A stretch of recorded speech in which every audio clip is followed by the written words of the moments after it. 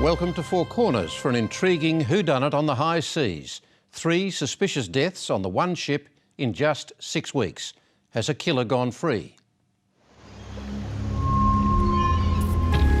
The vessel looked very forlorn. It looked really eerie.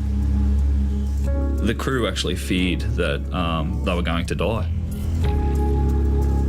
There was somebody on board that vessel actually killing people. We have had circumstances where we knew there'd been a murder on board a vessel and you couldn't prove it, but this was 3 ports, 3 murders, just amazing stuff. If you employ a foreigner to cheaply do what it is that you would like them to do because you don't want to pay Australian prices, there is a price to pay and it's somebody else who's paying it. It sounds like the stuff of a Hollywood thriller. The ship is a giant coal carrier that shuttles between Australia and Japan. First, the chief cook disappears. Then the chief engineer, a key witness, falls to a violent death. Then a shipping company official sent to investigate also dies violently. This is not the first time this ship has come to the attention of Australian authorities, but a police investigation draws a blank. Only now, 3 years later, are the deaths finally being examined by a coronial inquiry in Australia. It's a worrying insight to how lawless life can be on the high seas. In piecing this story together, Four Corners has gained access to the brief of evidence to reconstruct police interviews with crew members. The picture that emerges is chilling. The reporter is Linton Besser.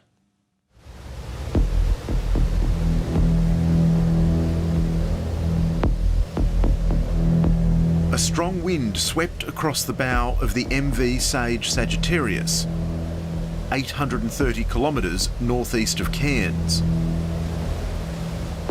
It was August 30, 2012, at 8 o'clock in the morning. The giant coal carrier was alone in the vast Coral Sea, and a man had gone overboard. There were 24 others aboard this ship, and one of them was potentially a killer. It's not easy for a seafarer, for a man to fall over the side of a ship. There was something much more on that day. There was a threat, and there was a very, very real and present threat to those seafarers. I thought, Jesus, that's really, you've got somebody on board there that's a killer. That was exactly sort of what had to go through your head. This hulking vessel, flagged in Panama and crewed by Filipinos, has been shipping Australia's coal to Japan for more than a decade. Now it has become a floating crime scene. We're currently in the galley of the Sage Sagittarius, facing forward. On the left-hand side, the port side, is the crew's mess room. On the starboard side, the right-hand side, is the officers' mess room. Until now, what occurred on board the ship has remained a mystery, with no one to pull together all the pieces left in the ship's wake. As soon as it leaves Australian waters, it's somebody else's problem, and seafarers have gone missing under the most dramatic circumstances, with what you and I would consider overwhelming evidence of skullduggery, not investigated. There is no authority. Nobody cares under the flag of convenience system. Nobody has a responsibility to investigate. Please all stand. Lead coroner squad is sitting. 3 years later, the crimes on board this ship have fallen to a coroner to solve. Your Honour, this inquest will explore the circumstances surrounding the deaths of 3 men that occurred in connection with the merchant vessel the Sage Sagittarius in the second half of 2012.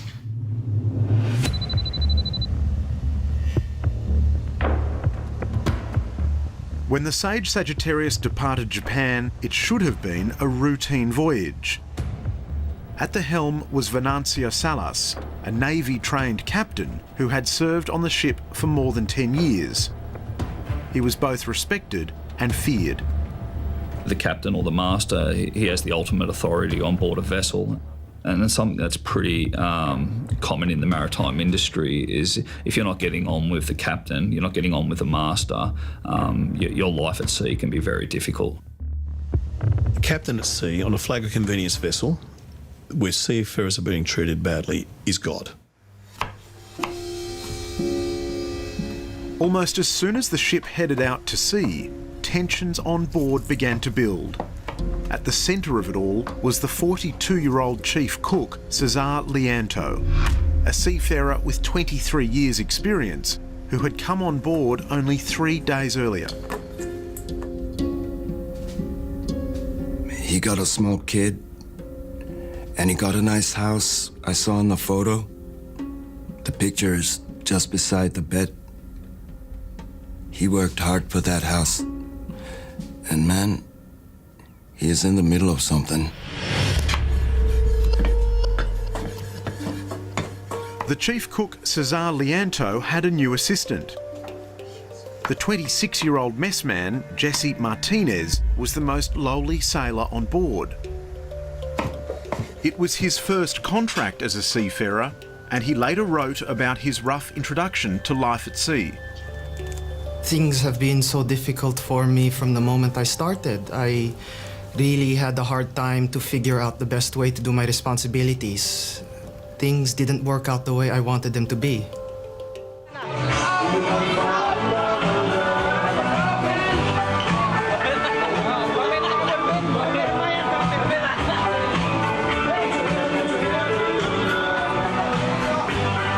The men of the Sage Sagittarius were thousands of kilometres away from home, and some were running amok.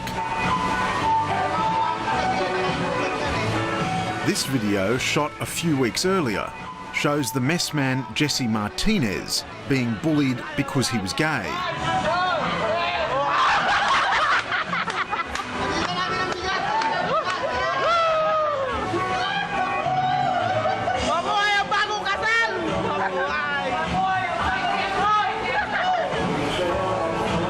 Martinez was forced into a fake wedding with a deck boy.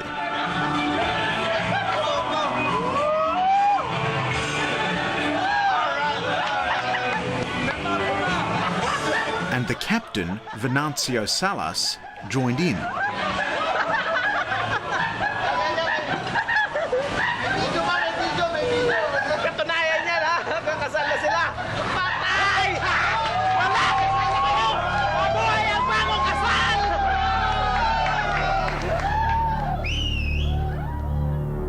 The messman, he's always crying because he doesn't do his job.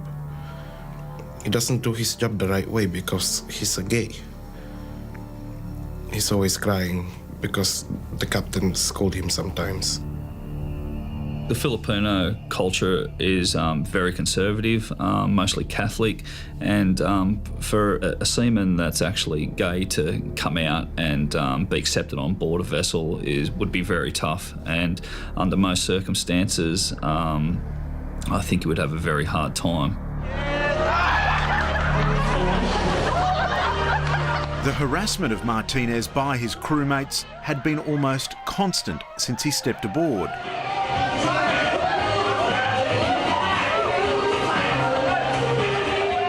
He was made to dance for their amusement.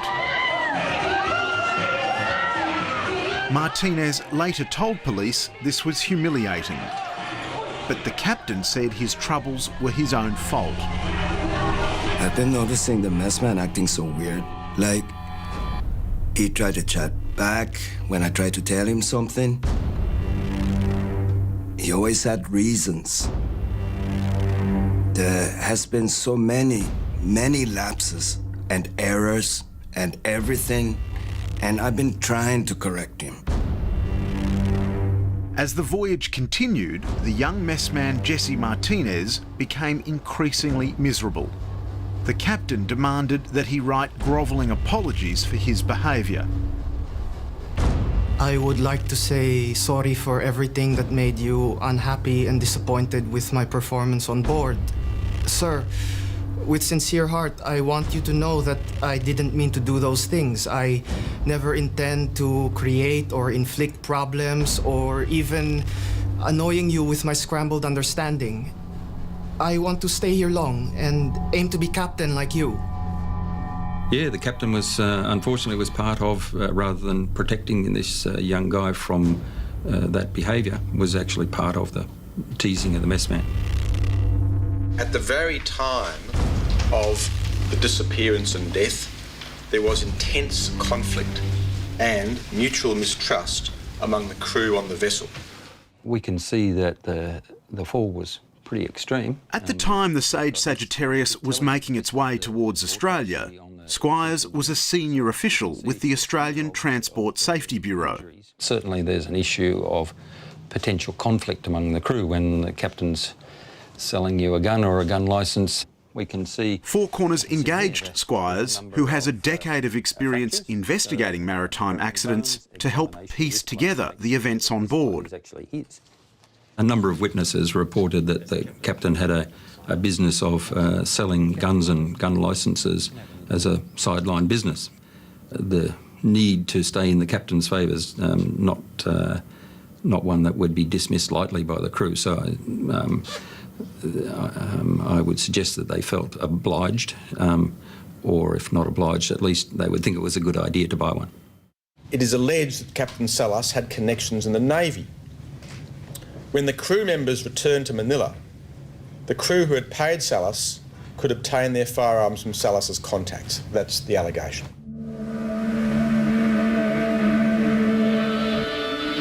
The Sage Sagittarius was already on the radar of Australia's border police. 21 times in 5 years, the ship had been boarded by customs officials. They wouldn't tell us why. So it indicates there's some intelligence on the ship. Yes, it does. This ship was of elevated interest. We don't know why. The intelligence could be everything from the gun issue. Perhaps in a previous visit, the customs officer had seen the pamphlets or that he was distributing about guns.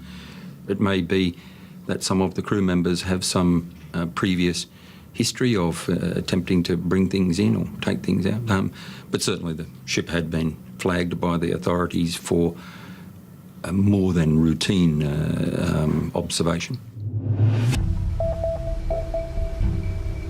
As they neared Australia's coastline, messman Martinez was thinking of lodging a formal complaint about the behaviour of the captain, and he was being urged on by another unhappy crew member, the oiler Raul Vasady. Harassment through humiliation, overtime. Vasady noted down Martinez's concerns. Overtime not paid, harassment through humiliation, threatening contract termination, gun smuggler. Vasady also had his own agenda. He wanted Martinez's complaint to delay the vessel at Newcastle so he could jump ship. Martinez told me that he had been punched and slapped by the captain, and that it had happened more than once. I wanted to help him, so I told him I could make a complaint for him to the Australian Maritime Safety Authority, as I have a friend there. Why was the oiler urging on the messman to make a complaint? Good question, and it's not exactly clear to me, but the two oilers had not bought a gun licence from the captain. Maybe there was some feelings that are associated with or some treatment that happened by not buying. I don't know. It seems that he wanted something and he was prepared to use the messman to get that. I want to make a complaint. The chief cook, Cesar Lianto, was angry when he discovered the plot. Police investigators would speculate that Lianto had intervened and possibly interrupted a conspiracy between other crew members to obtain early release from their employment on full pay.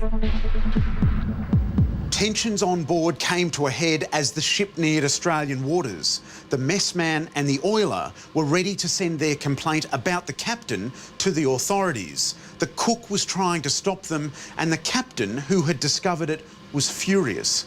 It was a dangerous and volatile situation, and it was about to get much worse. The cook Cesar Lianto had disappeared. The alarm went out, man overboard.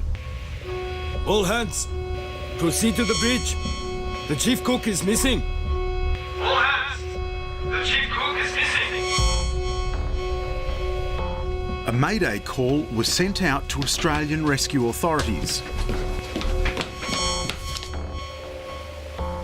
The issue is that you can't search forever. There has to be some regard for the survivability of somebody in the water, and the temperature of the water is something that is part of that calculation. You can only survive for a certain period of time if you're immersed in water. On board, everyone thought it was suspicious. I don't believe that the disappearance of the chief cook is an accident. I don't believe that the chief cook committed suicide. I believe someone is involved in the disappearance of the chief cook. I believe someone pushed the chief cook off the ship. He is a small man.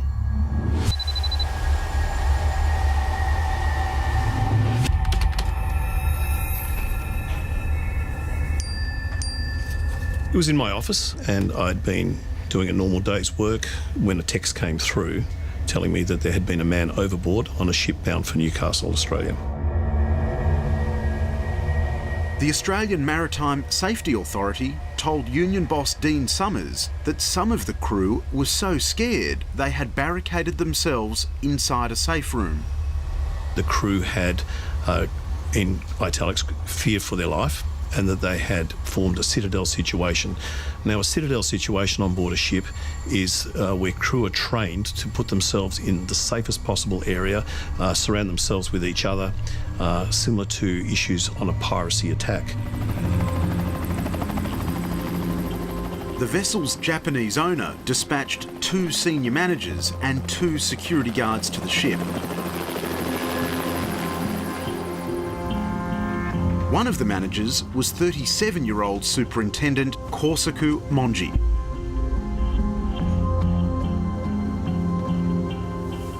本人から聞いたことあります。自分は今3隻ほど担当してるそうなんですよね。してたって言ってた。で、ただその船がですね、一番八百艦って言ったんです。八百艦、大変だ。The purpose of my boarding was to look after the safety and the mental health of the crew. I boarded the vessel with my boss and the 2 security guards. Monji's role was also to collect statements from the ship's crew and iron out discrepancies between them. Where are we now? With security personnel on the ship, fear gripped the vessel. Everyone now knew there was potentially a murderer on board. I can see each face of the crew. I can see that they are all very worried. We are all worried. Each of everyone is thinking that there is only 2 options, either foul play or whatever. If someone is missing and nobody witnessed the accident, then everybody is a suspect. Everyday situation here on board is intense. Eyes and moves seems waiting a perfect chance to do a serious and fatal plan. I cannot trust anyone anymore. I am scared. Anytime our life here is in danger. I really don't know who is responsible, why Chief Cook is missing. My simple plan for my family might end here any moment.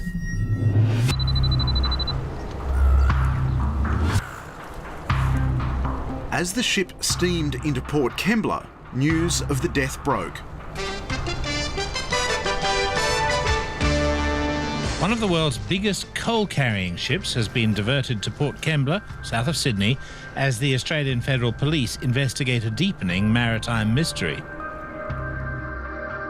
Local Maritime Union official Gary Keane got a call from his colleague Dean Summers.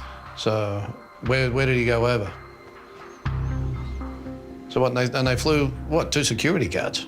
That sounds very suspicious, doesn't it? What nationality is the Scoopers? It's a full Filipino crew, so all Filipino. Keane and Summers jumped in the car and headed down to the port. Yeah, the poor bastards will be terrified. Oh, absolutely. So there's plenty of stuff going on. We got a bit of a shock when we got down there that the level of police involvement down there and the fact that the vessel was actually pretty much isolated without being able to get on or off. They had private security mob down there that we hadn't seen down here before that were less than friendly, let's just say.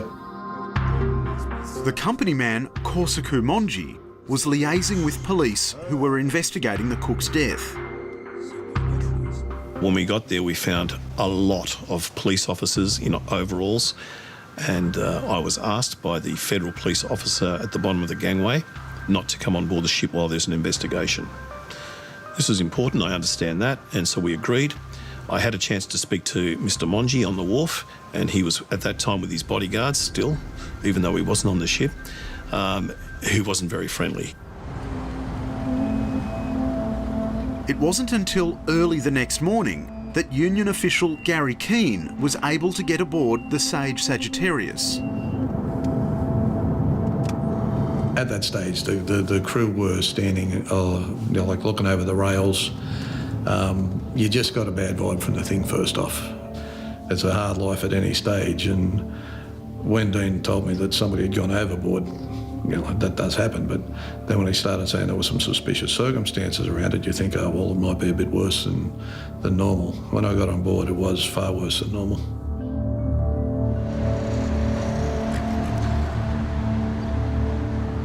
The crew was allowed to meet with the union, but not on their own. A couple of them came and talked, and then I talked to them in a group, and they were okay with that, but the company made sure they always had somebody in the background. They weren't close enough to hear what we were talking about, but they were sitting there just, it was an intimidation thing by presence. And it was working. These guys were very, very reluctant to say anything. 5 members of the crew, including the messman Jesse Martinez and the oiler Raul Vasadi, were transferred off the ship. They were flown back to Manila and debriefed by the company the very night their plane landed. But on the way off the ship, one of them had managed to find a few moments alone with Gary Keane.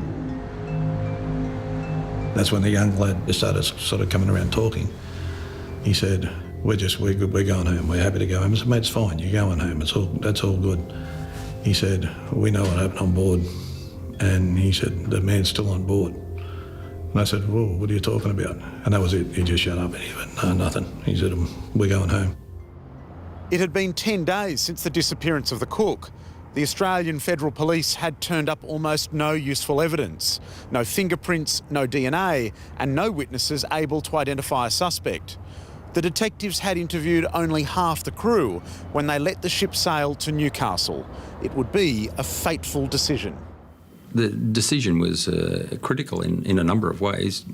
With the benefit of hindsight, we can see that. If an investigation involves so many police, so many customs, and there was so much uncertainty about the situation, it should have stayed alongside until the complete and exhaustive investigation had been finalised. Certainly things had not improved on board. Ever since the cook disappeared, the ship's chief engineer, Hector Collado, had been acting strangely. The 55-year-old was the second in charge and a crucial witness. I think the chief engineer is very affected by this situation, that our chief cook is missing. It really affected him. What happened?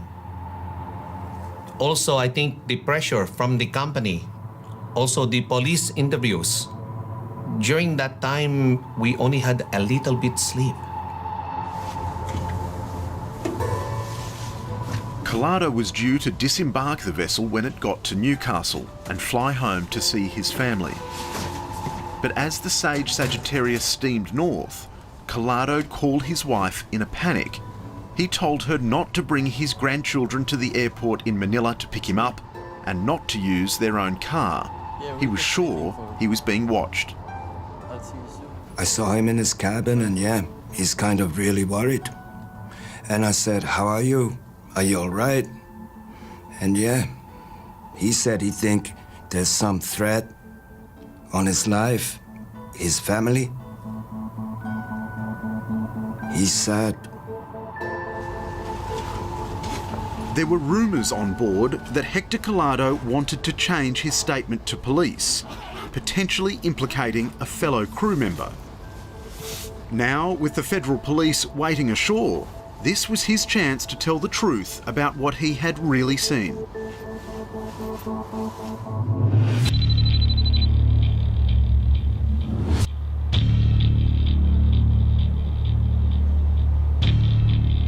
As the ship entered Newcastle, another tragedy was unfolding.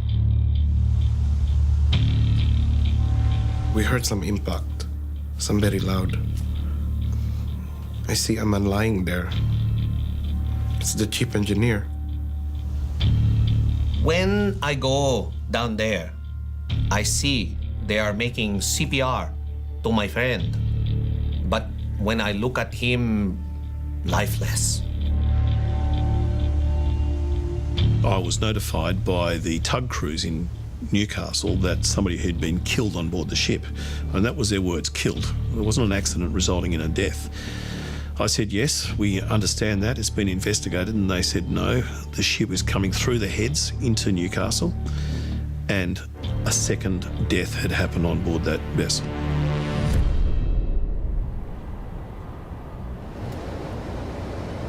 The body of Chief Engineer Hector Collado had been found inside the engine room.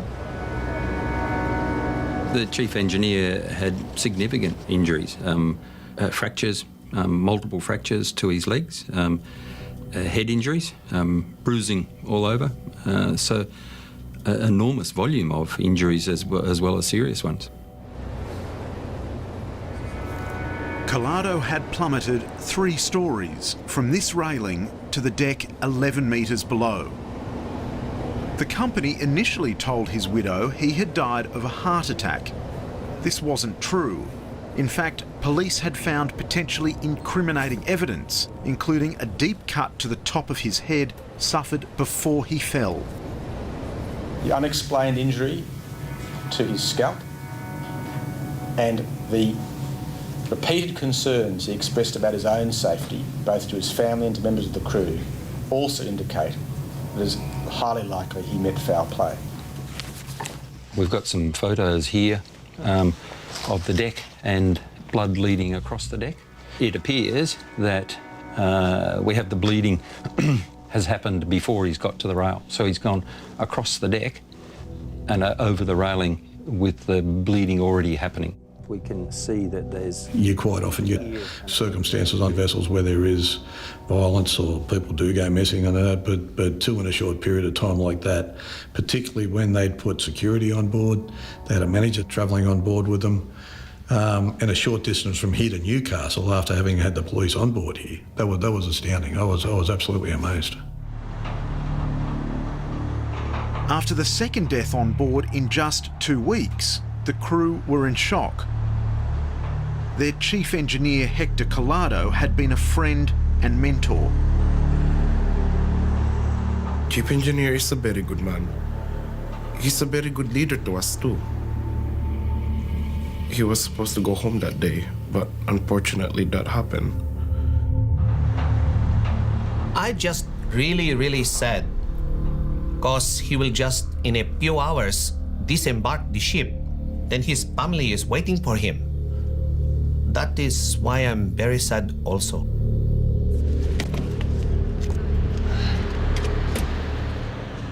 Gavin Kelso from Hunterlink Services, which provides free counselling for seafarers, went on board to check on the crew's welfare.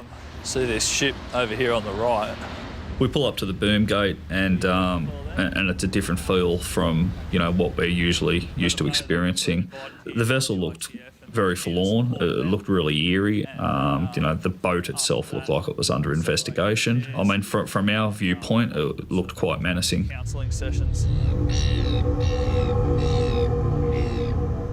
In a group meeting and then in private sessions on board, the crew spoke of their terror. Several were clutching prayer cards depicting Catholic saints. They wanted to get off the ship. So he's staring at this card and then he just broke down in tears. And, you know, again, just highlighting the distress that these guys are under. And, you know, he spoke quite openly about how fearful he was. He wanted to get home to his wife and was unable to. What did they fear? The crew actually feared that they were going to die, that, you know, something was going to happen to them on board the vessel, and they were going to not finish their shift, you know, and they were the words that were actually put forward to us. The Sage Sagittarius is what the maritime industry has long called a flag of convenience vessel. Although it belongs to a Japanese company, it carries the flag of Panama, allowing the company to reduce its tax burden and avoid exposure to more stringent workplace regulations. I've seen a situation where a seafarer who was undergoing a terrible psychological episode was tied to his chair in his cabin so he couldn't get off the ship. Because the crew was that small, if one seafarer had left, then the Australian Maritime Safety Authority would have had to detain the ship.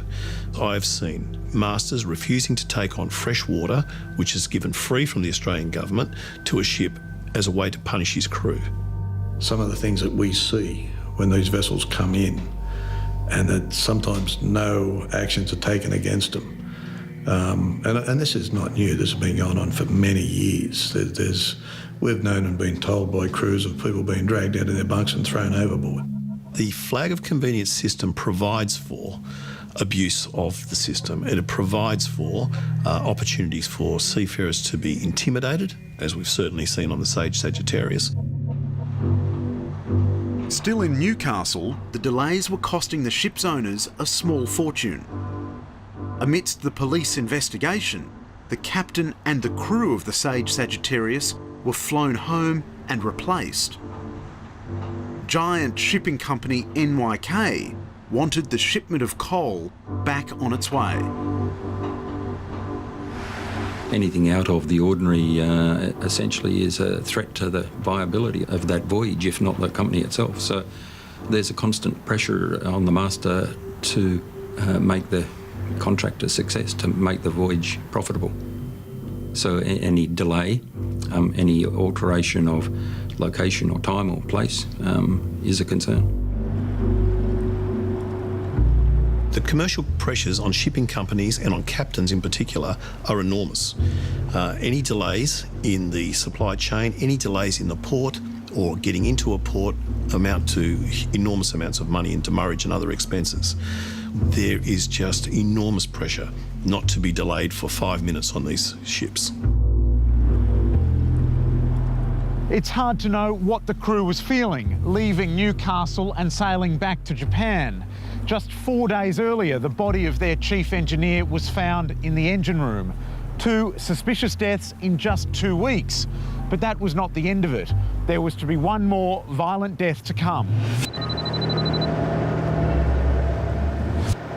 After the 15-day journey north through the Coral Sea, the MV Sage Sagittarius docked back at Kutamatsu. Superintendent Monji, the company man sent to investigate the first 2 deaths, was due to report back to head office. もう大体こう慣例として7年か8年乗っておくといっぺん陸上に上げるそうなんですよね。結局海上勤務から陸上勤務に移ってからがそういった仕事だと思いますね。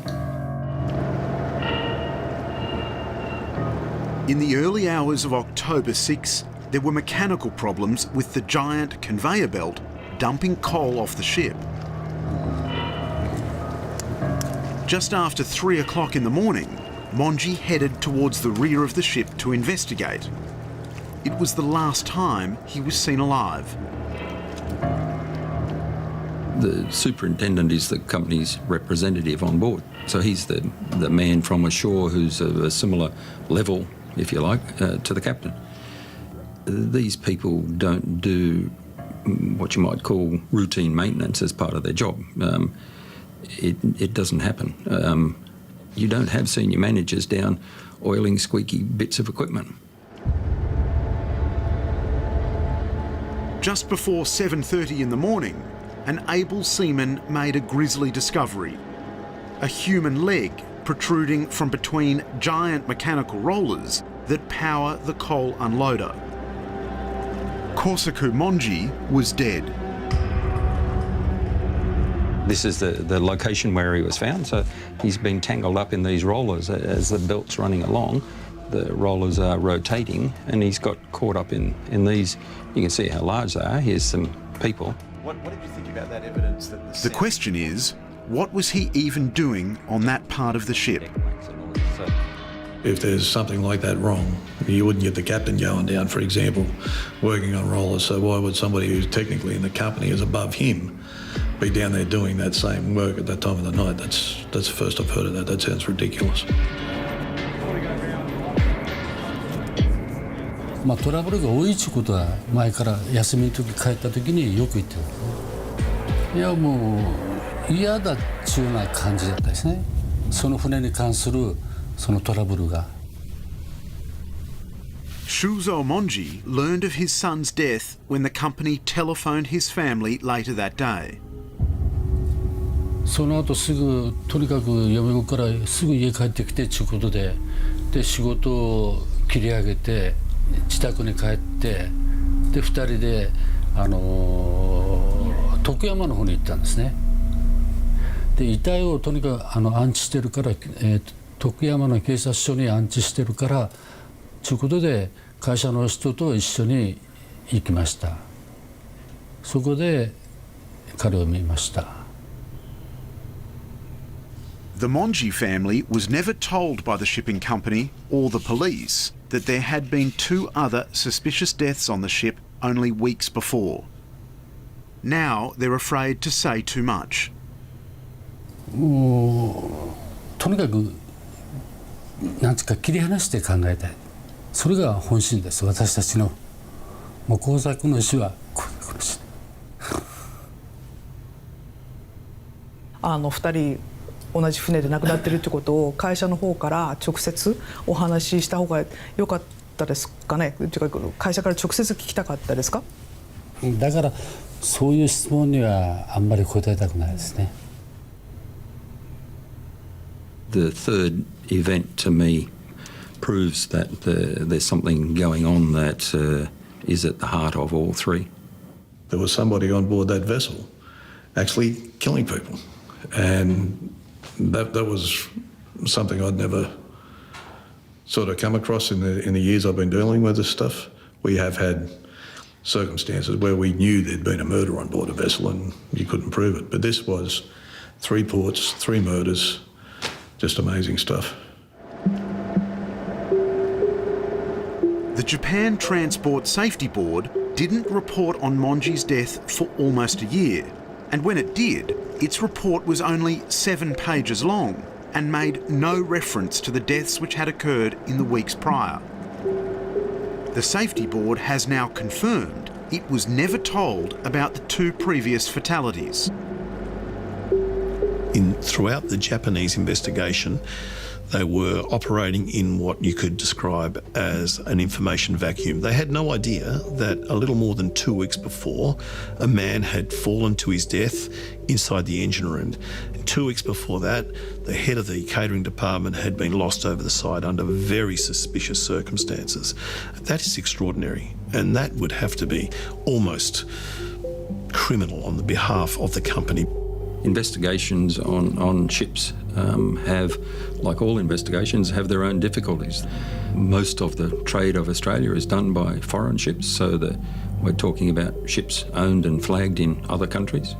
Maybe it's a flag of convenience, a flag of a country that wants to collect the money and not terribly interested in anything else. Can we just walk over here and just ask you something? Over the next few months, the New South Wales coroner will try to get to the bottom of what happened on board. Can you describe what that thing that's hanging out there is, the gangplank? Were they all just tragic accidents, or were 3 men murdered? When all the engines are running, it's normally a lot noisier than this. Yes, right? yes, sir. Okay. So in your experience on this ship or any other ship, has there been any other occasion when a person has fallen 1 or 2 decks to their death? I have not experienced it. When the ship is actually coming in... The coroner has no power to compel overseas crew to appear at the inquest, which means we may never know what or who killed these men. I wanted the Australian government to set up a task force that cuts across fiefdoms between the Australian Federal Police, the New South Wales Police, and certainly to link in the Japanese investigation and to have a holistic investigation, a holistic look at what happened, sharing all the resources, sharing all of the information and evidence that was provided. Many thousands of overseas seafarers, including many Filipinos, work on foreign flagged vessels that venture into Australian waters in the course of trade.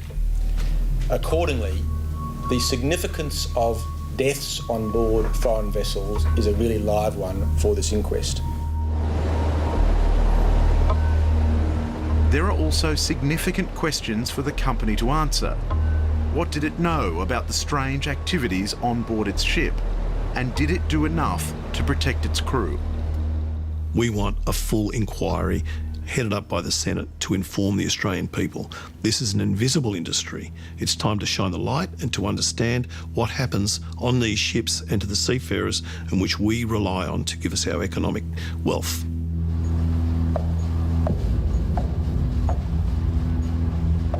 These deaths have exposed the plight of an invisible workforce that underpins our foreign trade. They ship our commodities abroad and they bring home our national wealth. Surely we owe these men more in return. If you employ a foreigner to cheaply do what it is that you would like them to do because you don't want to pay Australian prices, there is a price to pay and it's somebody else who's paying it. Well, we've got 3 dead men, haven't we? Doesn't get much more serious than that. You go to work for the beginning of the day and you expect to come home, and you know, that's the real tragedy in all of this, and it's continued to keep happening.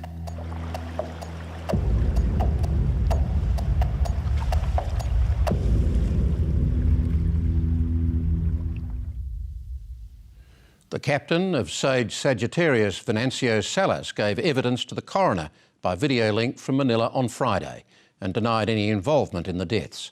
The hearing resumes later this month. Crew members contacted by Four Corners were either unavailable or too afraid to talk. Next week, the nightmare on Everest, the moment the mountain shook. Dramatic footage filmed by mountaineers as they were engulfed by a massive ice avalanche. Until then, good night.